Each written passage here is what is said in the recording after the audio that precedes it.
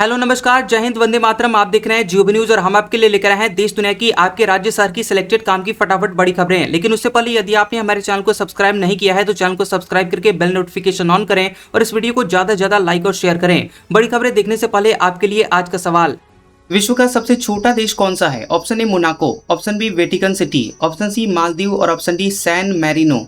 इस सवाल का जवाब हमें कमेंट करें और आप किस राज्य और शहर की ज्यादा खबरें देखना चाहते हैं हमें कमेंट करके बताएं ताकि हम आपके राज्य शहर की ज्यादा खबरें दिखा सकें। चलिए अब देखते हैं आज की फटाफट बड़ी खबरें। नीट री एग्जाम तक भारत में टेलीग्राम पर रोक, 21 को परीक्षा, 22 जून तक ऐप काम नहीं करेगा। मैसेज एडिट फीचर 30 जून तक बंद। भारत सरकार ने नीट की दोबारा परीक्षा को लेकर भारत में टेलीग्राम मैसेजिंग ऐप के इस्तेमाल पर अस्थायी रोक लगाने का आदेश दिया है। नेशनल टेस्टिंग एजेंसी एनटीए ने प्रेस रिलीज जारी करके इसकी जानकारी दी है। एनटीए ने बताया है कि इलेक्ट्रॉनिक्स और सूचना प्रौद्योगिकी मंत्रालय ने सूचना प्रौद्योगिकी कानून 2000 की धारा 69A के तहत टेलीग्राम पर रोक लगाई है। ये रोक 22 जून 2026 तक रहेगी। हालांकि ये आदेश कब से लागू होगा इसकी तारीख अभी नहीं बताई गई है। नीट री एग्जाम 21 जून को होगा और सरकार ने एग्जाम के बाद भी टेलीग्राम को अपना मैसेज एडिट फीचर 30 जून तक बंद रखने का निर्देश दिया है। यानी भारत में टेलीग्राम पर पहले से भेजे गए मैसेज 30 जून तक एडिट नहीं हो पाएंगे। एनटीए के मुताबिक कुछ लोग टेलीग्राम का इस्तेमाल परीक्षाओं में पेपर लीक होने के फर्जी सबूत बनाने के लिए करते हैं और ऐसे मामलों को रोकने और परीक्षा की निष्पक्षता बनाए रखने के लिए ये कदम उठाया गया है। ट्रम्प बोले, ईरान को 28 लाख करोड़ देने की बात फर्जी, ये झूठ विपक्ष ने फैलाया। नेतन्याहू पर कहा, मैं न होता तो इजराइल नहीं होता। अमेरिकी राष्ट्रपति डोनाल्ड ट्रंप ने ईरान को 28 लाख करोड़ रुपए देने की बात को फर्जी बताया। उन्होंने ट्रूथ सोशल पर लिखा कि ये विपक्षी पार्टी डेमोक्रेट्स की तरफ से फैलाई गई झूठी खबर है। दरअसल न्यूयॉर्क टाइम्स की एक रिपोर्ट में दावा किया गया था कि समझौता होने पर अमेरिका ईरान को आर्थिक मदद के तौर पर करीब 28 लाख करोड़ रुपए का पैकेज देगा। वहीं ट्रंप ने फ्रांस में कतर के अमीर शेख तमीम बिन हमद अल थानी से मुलाकात में बताया कि अमेरिका अभी ईरान में कोई पैसा नहीं लगा रहा है। उन्होंने कहा कि हम ईरान में कोई पैसा निवेश नहीं कर रहे हैं, लेकिन हमें भविष्य में कभी भी वहां जाकर निवेश करने का अधिकार है। सिरप अब डॉक्टर के प्रिस्क्रिप्शन पर ही मिलेगा। सरकार ने दवा खरीद के नियम बदले। एमपी में दूषित सिरप से 26 बच्चों की जान गई थी। सब सिरप अब बिना डॉक्टर के प्रिस्क्रिप्शन के नहीं खरीदी जा सकेंगे। केंद्र सरकार ने ड्रग्स नियमों में बदलाव किया है और इसके तहत सिरप को अब उस लिस्ट से हटा दिया गया है जिसमें दवाएं सीधे दुकान से खरीदी जा सकती हैं। सरकार का कहना है कि इससे सिरप आधारित दवाइयों पर निगरानी और गुणवत्ता नियंत्रण मजबूत होगा और इसके साथ ही सिरप निर्माता और विक्रेता को लाइसेंसिंग और क्वालिटी कंट्रोल से जुड़े हुए सख्त नियमों का पालन करना ही होगा। ममता बनर्जी ने अपनी हार को कलकत्ता हाईकोर्ट में चुनौती दी। भवानीपुर में शुभेंदु से 15,105 वोटों से हारी थी। काउंटिंग के दौरान मारपीट का आरोप लगाया था। पश्चिम बंगाल की पूर्व मुख्यमंत्री ममता बनर्जी ने भवानीपुर विधानसभा सीट के चुनाव रिजल्ट को कलकत्ता हाईकोर्ट में चुनौती दी है। उन्होंने अपनी याचिका में कोर्ट से रिजल्ट की वैधता पर विचार करने की मांग की है। ममता याचिका को दायर करने के लिए खुद कलकत्ता हाईकोर्ट पहुंची थी। भवानीपुर सीट पर भाजपा नेता शुभेंदु अधिकारी ने ममता बनर्जी को 15,105 वोटों से अंतर से हरा दिया था और ये सीट पहले ममता बनर्जी के पास थी। वह यहां से 3 बार विधायक रही हैं और ममता ने काउंटिंग के दौरान गड़बड़ी और अपने साथ मारपीट के भी आरोप लगाए थे। आधार कार्ड का इस्तेमाल सिर्फ पहचान के लिए हो, सुप्रीम कोर्ट ने केंद्र और राज्यों से जवाब मांगा। दावा, अभी पता और जन्मतिथि का सबूत माना जा रहा है। बता दें कि सुप्रीम कोर्ट ने केंद्र सरकार और राज्यों से उस याचिका पर जवाब मांगा है जिसमें आरोप लगाया गया कि आधार कार्ड का इस्तेमाल नागरिकता, मूल निवास और पते के सबूत के तौर पर गलत तरीके से किया जा रहा है। याचिका में मांग की गई है कि इसके इस्तेमाल को सिर्फ पहचान की पुष्टि यानी आइडेंटिटी वेरिफिकेशन तक ही सीमित रखने के निर्देश दिए जाए। पीजाई सूर्यकांत और जस्टिस बी मोहना की बेंच ने वकील अश्विनी कुमार उपाध्याय की याचिका पर सभी राज्यों और केंद्र शासित प्रदेशों को नोटिस जारी किया है। देश के प्रमुख ठिकानों पर ड्रोन अटैक की आशंका, सरकार का एजेंसियों को अलर्ट, इन जगहों पर सुरक्षा बढ़ाएं, एंटी ड्रोन सिस्टम की तैनाती शुरू। केंद्र सरकार ने चेतावनी दी है कि सीमाओं पर मौजूद महत्वपूर्ण ठिकानों पर दुश्मन ड्रोन हमला कर सकते हैं। द हिंदू की खबर के मुताबिक जहाज और जलमार्ग मंत्रालय के समुद्री सुरक्षा विंग ने जमीन और समुद्री सीमाओं के पास मौजूद महत्वपूर्ण संपत्तियों और ठिकानों पर ड्रोन अटैक को लेकर अलर्ट जारी किया है। मंत्रालय के लेटर में लिखा गया है कि हमें जल्द से जल्द ठोस कदम उठाने होंगे। खासकर सीमा के पास बने अपने ठिकानों को खतरनाक ड्रोनों से बचाने के लिए एंटी ड्रोन सिस्टम लगाने होंगे। दुनिया के मौजूदा हालात को देखकर ये साफ है कि दुश्मन के ड्रोन हमारे जरूरी ठिकानों के कामकाज को ठप कर सकते हैं। जयपुर में बकाया चालान वाली गाड़ियों के नंबर एलईडी स्क्रीन पर दिखेंगे। एआई कैमरे ट्रैफिक सिग्नल पर 12 सेकंड में पकड़ रहे। मर्सिडीज के 8 चालान पेंडिंग मिले।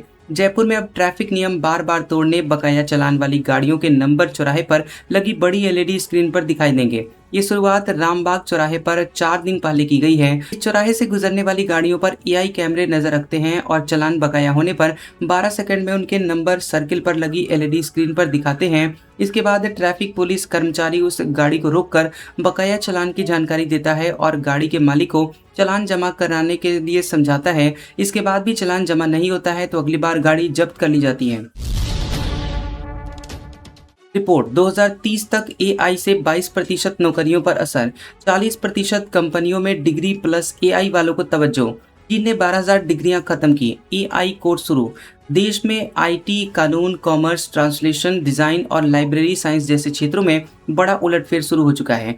एआई के टूल्स ने उन कामों को या तो खत्म कर दिया है या बेहद सिकोड़ दिया है जिनके लिए लाखों छात्र हर साल डिग्रियां लेते हैं। एचआर कंपनी टीमलीज का कहना है कि 40% कंपनियां हाइब्रिड स्किल यानी डिग्री के साथ ही एआई टूल्स की जानकारी को अनिवार्य मानती हैं। नैसकॉम की 2024 की रिपोर्ट कहती है कि देश में 82% बीसीए और एमसीए ग्रेजुएट्स के पास एआई टूल्स की औपचारिक ट्रेनिंग नहीं है। राम मंदिर के कर्मचारी टिन्नू के घर सोना मिला। निर्माण प्रभारी का भतीजा भी रडार पर। ट्रेन से बोरा लेकर जाता था, फ्लाइट से लौटता था। अयोध्या राम मंदिर ट्रस्ट के कर्मचारी रामशंकर यादव उर्फ टिन्नू के घर से 2 दिन पहले यानी शनिवार को सोना मिला है। ट्रस्ट की टीम पुलिस के साथ उनके घर पर पहुंची थी। ट्रस्ट की जांच टीम ने गोपनीय तरीके से यह कार्रवाई की थी। इस मामले में ट्रस्ट और पुलिस पर का कोई भी अधिकारी बोलने को तैयार नहीं है। हालांकि सोना कितना है ये अभी तक कंफर्म नहीं है। सूत्र बताते हैं कि इसकी कीमत करोड़ों में हो सकती है। टिन्नू को ट्रस्ट के महासचिव चंपत राय का करीबी माना जाता है। ट्रस्ट में वह काफी पावरफुल भी है। चाहे सिक्योरिटी का मैनेजमेंट हो या फिर चढ़ावे को बैंक में जमा कराना हो, वही सब कुछ मैनेज करते हैं। टीएमसी के दोनों गुटों का पक्ष सुनेंगे स्पीकर। ममता खेमे को भी बुलाया। बागी सांसदों के एनसीपीआई में विलय के दावे पर कानूनी राय लेंगे। तृणमूल कांग्रेस यानी टीएमसी के बागी सांसदों ने लोकसभा में अलग ग्रुप के तौर पर मान्यता देने की मांग की है। इस पर लोकसभा स्पीकर ओम बिरला दोनों पक्षों की बात सुनने के बाद फैसला करेंगे। पीटीआई के मुताबिक स्पीकर कार्यालय ने ममता बनर्जी खेमे के सांसदों को भी ईमेल भेजकर बैठक के लिए बुलाया है।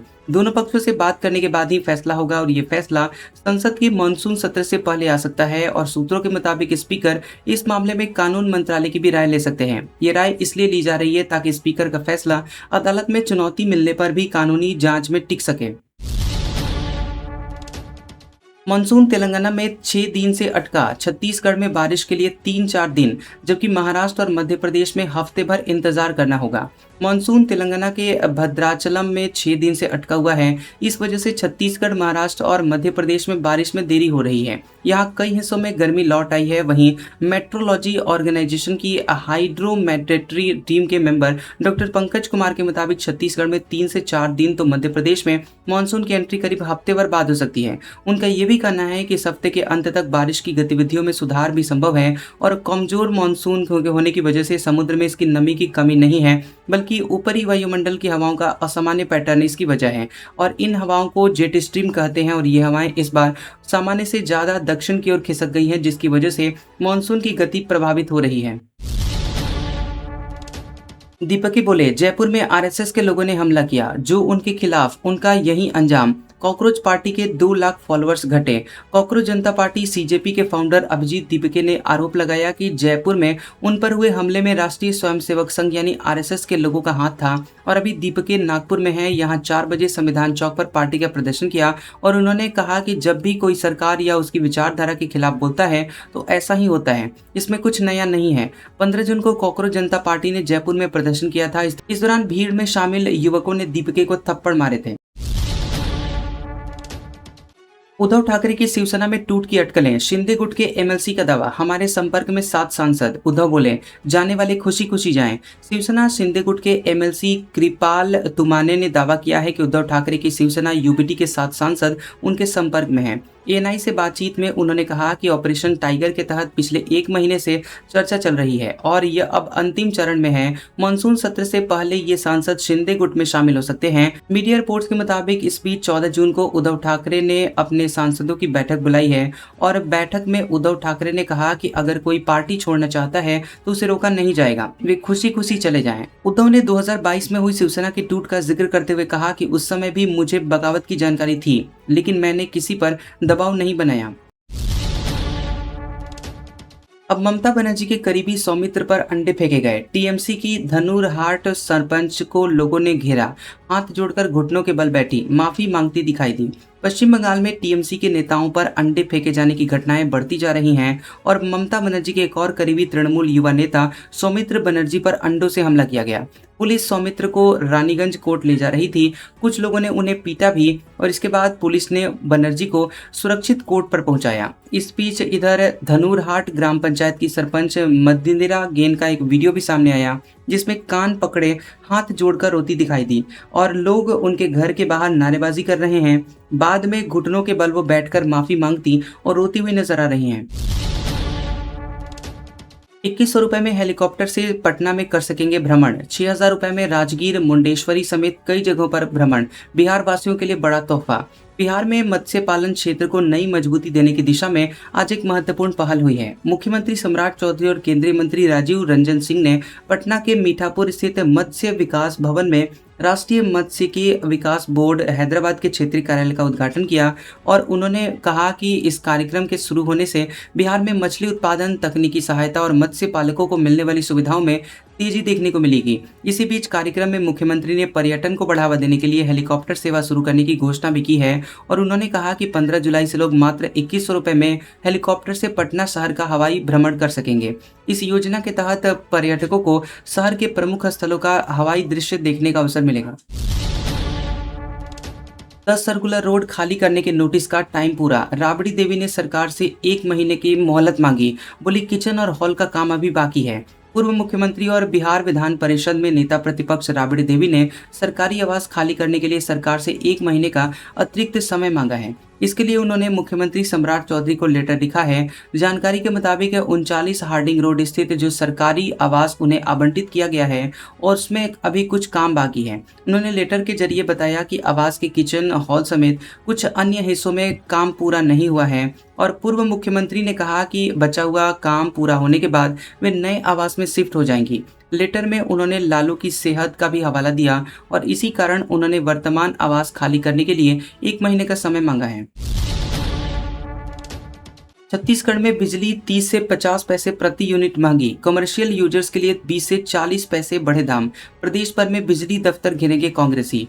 छत्तीसगढ़ राज्य विद्युत नियामक आयोग CSERC ने वित्तीय वर्ष 2026-27 के लिए नई बिजली की दरें जारी कर दी हैं। नई दरों के मुताबिक घरेलू उपभोक्ताओं के लिए बिजली 30 से 50 पैसे प्रति यूनिट महंगी होगी। वहीं कमर्शियल बिजली दरों में 20 से 40 पैसे प्रति यूनिट की बढ़ोतरी की गई है। कृषि पंपों की बिजली दर में भी 40 पैसे प्रति यूनिट की बढ़ोतरी की गई है। इसके साथ ही गैर सब्सिडी वाले कृषि पंप कनेक्शनों पर ऊर्जा प्रभार में मिलने वाली छूट को 30% से बढ़ाकर 40% कर दिया गया है। आज का सुविचार, इंसान की समझ सिर्फ इतनी है कि उसे जानवर कहो तो नाराज हो जाता है और शेर कहो तो खुश हो जाता है। कैसा लगा ये वीडियो हमें कमेंट सेक्शन में जरूर बताएं। वीडियो पसंद आया हो तो वीडियो को लाइक और शेयर करें और ऐसी इंटरेस्टिंग वीडियोस देखने के लिए हमारे चैनल GOB न्यूज को सब्सक्राइब करें और बेल आइकॉन को दबाएं और हमारे ओल्ड और लेटेस्ट वीडियोस देखने के लिए हमारे प्लेलिस्ट और कम्युनिटी टैब को जरूर चेक करें। तो मिलते हैं अगले वीडियो में, तब तक के लिए आपका शुक्रिया।